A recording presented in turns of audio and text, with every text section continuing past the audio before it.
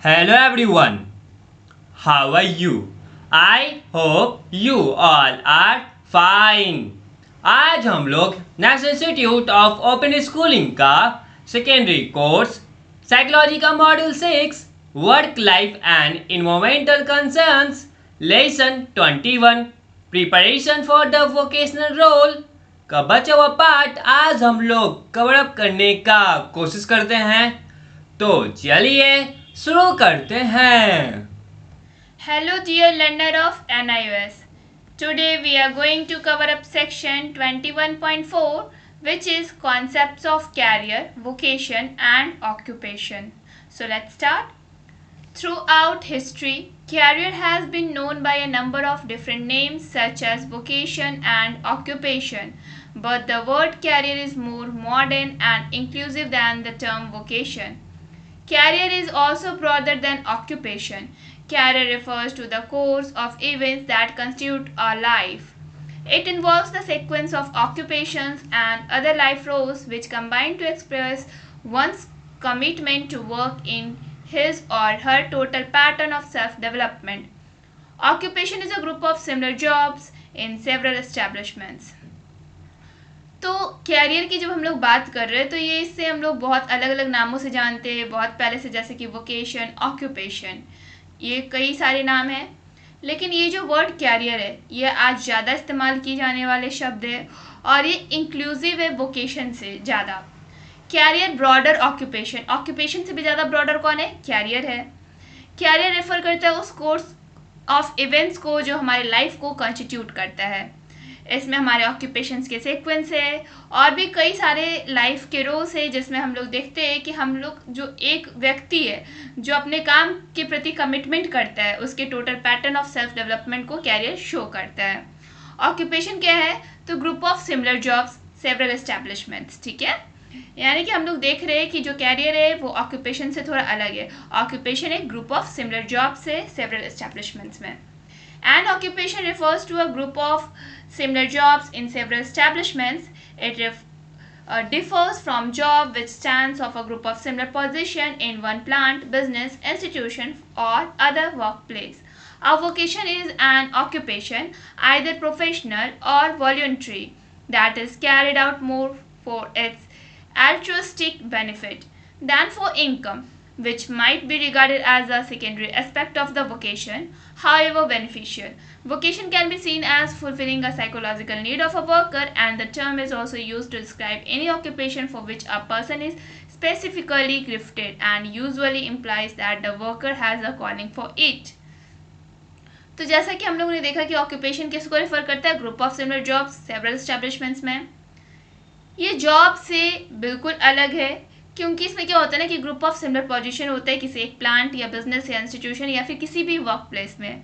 Vocation एक ऐसा occupation है, वो आइदर प्रोफेशनल हो सकता है, वॉलंटरी हो सकता है, या फिर ये एल्ट्रिस्टिक बेनिफिट के लिए किया जा सकता है, इनकम के लिए किया जा सकता है, या फिर हम लोग देखते हैं कि सेकेंडरी एस्पेक्ट है वोकेशन का, लेकिन ये हमारे लिए बेनिफिशियल है। वोकेशन को हम लोग कैसे देखते हैं? तो ये क्या करता है, हमारे साइकोलॉजिकल नीड, जो भी वर्कर्स होते हैं उनके साइकोलॉजिकल नीड को फुलफिल करता है। एंड ये डिस्क्राइब करता है किसी के ऑक्यूपेशन को, स्पेसिफिकली गिफ्टेड ऑक्यूपेशन, ठीक है, जिससे यूजुअली वर्कर जो है इसे ऑक्यूपेशन बुलाते हैं। Now we are going to cover up section 21.5 general requirements for a vocation. It is necessary to understand the world of work. The world of work comprises unlimited number of occupations. For example, if you want to be a teacher, then you should be clear that teaching profession in itself comprises of so many types having different qualifications for different levels. तो हम लोगों को ये समझना ज़रूरी है ज़्यादा कि हम लोगों का ये जो काम का दुनिया वो कैसा है। जो हमारा वर्ल्ड ऑफ वर्क है इसमें क्या होता है, अनलिमिटेड नंबर ऑफ ऑक्यूपेशंस होता है, मीन्स काम में बहुत सारे ऑक्यूपेशंस होते हैं। एग्जाम्पल के लिए अगर आप टीचर बनना चाहते हो, ठीक है, तो आपको ये क्लियर होना चाहिए कि जो टीचिंग प्रोफेशन है उसमें बहुत सारे टाइप्स है। इसमें आपको डिफरेंट क्वालिफिकेशन चाहिए डिफरेंट लेवल्स के लिए। Each job has some requirements. These include age requirement, gender requirement, citizenship requirement, especially for armed forces requirement, personality requirement, educational and training requirements, experience requirement, legal requirement and licensing requirement. तो जितने भी jobs होते हैं उसके खुद के requirements होते हैं, उसमें एज रिक्वायरमेंट मतलब आपका एक सर्टेन एज होना चाहिए तभी आप उस जॉब को परफॉर्म कर सकते हो। किसी किसी में जेंडर रिक्वायरमेंट में भी होता है, सिटीजनशिप रिक्वायरमेंट होता है, फिजिकल रिक्वायरमेंट होता है किसमें, तो स्पेशली आर्म्ड फोर्सेज में पर्सनैलिटी रिक्वायरमेंट होना चाहिए कि आपका पर्सनैलिटी अच्छा होना चाहिए। आपका एजुकेशन एंड ट्रेनिंग रिक्वायरमेंट्स भी किसी किसी जॉब में किया जाता है। तो किसी जॉब में आपसे आपका एक्सपीरियंस रिक्वायरमेंट मांगा जाता है, किसी में लीगल रिक्वायरमेंट, तो किसी में लाइसेंसिंग रिक्वायरमेंट होता है, ठीक है। The above requirements cannot be same for all types of job. For example, physical requirements for the armed forces will be strictly followed, but for a sales worker, it is of almost of no importance. Even the physical requirement differ across different states of our country. तो हम लोग जितने भी requirements को देखें तो ये जितने भी रिक्वायरमेंट्स हैं सब ऑल टाइप्स ऑफ जॉब्स के लिए सेम नहीं है। एग्जांपल के लिए जो हम लोग फिजिकल रिक्वायरमेंट की बात कर रहे थे तो ये सिर्फ आर्म फोर्स में स्ट्रिक्टली फॉलो किया जाता है, लेकिन एक जो सेल्स वर्कर के रूप में काम कर रहा है एक इंडिविजुअल, तो उसके लिए ये ज़रूरी नहीं होगा कि वो अपना फिजिकल रिक्वायरमेंट वहाँ पे दिखाए। इवन जो फिजिकल रिक्वायरमेंट्स होता है ना कि वो हमारे कंट्री के अलग अलग स्टेट्स में अलग अलग होता है, ठीक है, कि हर एक जगह का अपना एक रूल होता है। यहाँ पे एक्टिविटी 1 दिया गया है, रिक्वायरमेंट्स फॉर अ जॉब। आपको यहाँ पे कुछ जॉब्स के नाम दिए गए, आपको बताना है कि इस जॉब में कौन से रिक्वायरमेंट है, ठीक है, और आपने वो आंसर क्यों दिया उसका रीज़न भी बताना है। To fulfill the motives of choosing a vocation is dependent on educational and vocational planning. The importance of planning cannot be overlooked. It is necessary for each and every person to plan his or her education beforehand. We know that the goal of general education is to develop positive attitude and respect for all types of work to be carried out for the proper functioning of society. The term general education is used to describe education from primary level to college, university level and has different stages such as elementary, secondary, higher secondary and so on. तो हम लोग देखते हैं कि जो vocation का हम लोग चूज़ करते हैं उसका मोटिव्स को फुलफिल करने के लिए जो लोग होते हैं किस पे डिपेंडेंट होते हैं, एजुकेशनल और वोकेशनल प्लानिंग पे। प्लानिंग का क्या इंपॉर्टेंस है ये भी हम लोग जानेंगे। ये ज़रूरी है कि जितने भी पर्सन है वो अपने एजुकेशन को पहले प्लान करें कि किस हिसाब से वो एजुकेशन लेंगे, तो वो किस प्रकार से अपने वोकेशन के कोर्सेज को चूज़ करेंगे। हम लोग सभी जानते हैं कि जो जनरल एजुकेशन है वो हमारे अंदर पॉजिटिव एटीट्यूड को डेवलप करता है एंड रेस्पेक्ट डेवलप करता है कि किसी भी काम के बारे में कि जो भी हमारा काम है वो सब इक्वल है और हम लोग इसको रेस्पेक्ट देते हैं और ये हमारे सोसाइटी के लोगों के द्वारा फंक्शन किए जाते हैं। ये जो जनरल एजुकेशन है इसे हम लोग क्यों यूज़ करते हैं, डिस्क्राइब करने के लिए कि प्राइमरी लेवल का जो एजुकेशन है उससे लेकर के कॉलेज और यूनिवर्सिटी लेवल के एजुकेशन तक को जो कि डिफरेंट स्टेजेस को शो करता है, जैसे कि elementary education, secondary education, higher secondary education और इसी तरह से कई सारे एजुकेशन होते हैं। Now here is activity 2 which shows planning. तो हम लोग अपने प्लानिंग को देखेंगे कि कैसे हम लोग इसको डेवलप करेंगे अपने अंदर।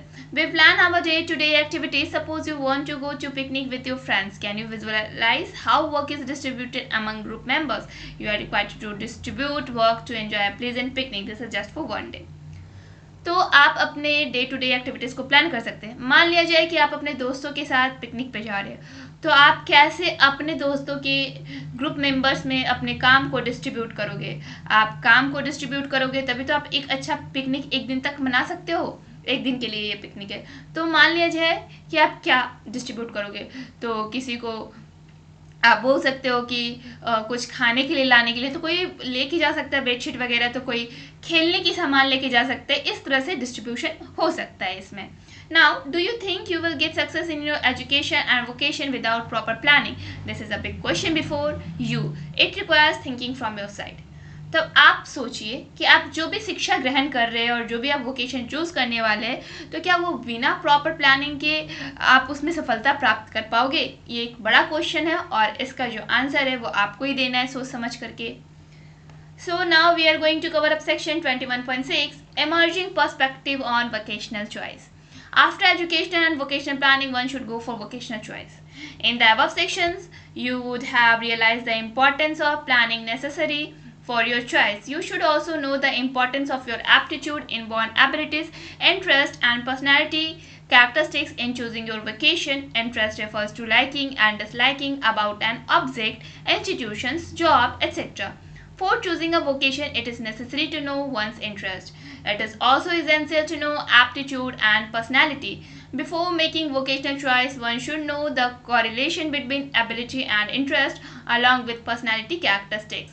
Many measures have been developed by psychologists which help in identifying one's interest. The counselor can be helpful in providing a clear picture of your interest. He will also be able to tell about your aptitude and personality characteristics. You should also know the minimum educational qualifications required for the job. After you know of your interest area, your aptitude and your personality characteristics, you will be in a position to make a wise vocational choice. One must also remember that interest changes with time and abilities as well as personality characteristics are not entirely fixed. So one can also make an alternative choice because if he or she is not able to achieve the first one, must try for other alternatives. So educational और vocational planning के बाद किसी individual को vocational choice के लिए जाना चाहिए.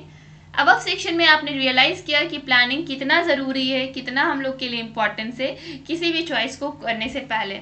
और आपको जैसा कि पता है कि आपको अपने एप्टीट्यूड के बारे में पता होना चाहिए किसी भी वोकेशनल चॉइस को चूज़ करने से पहले कि आपकी इनबॉर्न एबिलिटीज़ क्या है, आपका इंटरेस्ट कहाँ है और आपका जो पर्सनैलिटी कैरेक्टरिस्टिक्स है किसी भी वोकेशन को चूज़ करने से पहले आपको इन सब के बारे में पहले जानकारी लेना है. खुद के बारे में इंटरेस्ट क्या है कि आप क्या लाइक करते हो, क्या डिसलाइक करते हो किसी ऑब्जेक्ट को, इंस्टीट्यूशन को या जॉब को. अगर आप किसी वोकेशन को चूज़ करने वाले हो तो पहले आप अपने इंटरेस्ट के बारे में जानो कि आप जो वोकेशन चूज़ करने वाले हो तो क्या आपका उसमें इंटरेस्ट है. अगर इंटरेस्ट है तभी चूज़ करना है, अदरवाइज उसको नहीं करना है. और ये बहुत ज़्यादा ज़रूरी है कि आप अपने एप्टीट्यूड और पर्सनैलिटी को जानो किसी भी वोकेशनल चॉइस को करने से पहले. और आपको जानना होगा कि आपका जो कोरिलेशन है एबिलिटी और इंटरेस्ट के बीच वो कैसा है और आपका पर्सनैलिटी कैरेक्टरिस्टिक्स कैसा है. बहुत सारे मेजर्स डेवलप किए गए साइकोलॉजिस्ट के द्वारा जिससे कोई भी इंडिविजुअल अपने इंटरेस्ट को आइडेंटिफाई कर सकता है. जो काउंसलर होते हैं वो भी एक प्रोवाइड करते हैं आपको क्लियर पिक्चर आपके इंटरेस्ट के बारे में, ठीक है, जो कि बहुत ज़्यादा हेल्पफुल होता है. और वो आपको बता सकते हैं काउंसलर कि आपका जो एप्टीट्यूड है और आपका जो पर्सनैलिटी कैरेक्टरिस्टिक्स है वो कैसा है. और आप अपने मिनिमम एजुकेशनल क्वालिफिकेशंस के बारे में भी जान ही सकते हो कि एक जॉब के लिए क्या मिनिमल एजुकेशनल क्वालिफिकेशंस की आवश्यकता है. इसके बाद जब आपने अपने इंटरेस्ट एरिया को जान लिया, उसके बाद आपने अपने एप्टीट्यूड पर्सनैलिटी कैरेक्टरिस्टिक्स को जाना, तो आप उस पोजीशन में पहुंच चुके हो कि आप एक वाइज वोकेशनल चॉइस को बनाओ, आप उसको चूज़ करो. और हमेशा आपको ये याद रखना है कि जो इंटरेस्ट होता है ना वो टाइम के साथ चेंज होते जाता है और जो एबिलिटीज़ होता है, पर्सनैलिटी कैरेक्टरिस्टिक्स आता है, ये भी फिक्स नहीं होता, ये भी चेंज होते रहता है. तो अगर आप किसी वोकेशनल चॉइस को चूज़ करते हो तो उसके साथ एक अल्टरनेटिव चॉइस को भी लेकर चलो. अगर आप फर्स्ट वन को अचीव नहीं कर पाते हो तो सेकंड अल्टरनेटिव्स तो कर ही सकते हो आप उसके लिए ट्राई. सो हमेशा आप दो अल्टरनेटिव्स लेकर चलो. Now here is in text question 21.3. Try to solve this question. Well, chapter अभी कंप्लीट नहीं हुआ है. नेक्स्ट वीडियो में नेक्स्ट टॉपिक कवर अप होगा. तब तक के लिए इस चैप्टर का इंटेक्स्ट क्वेश्चन बनाने का प्रयास करें और साथ ही साथ इस चैप्टर को पढ़ने और समझने का प्रयास करें. That's all for today. Thank you everyone.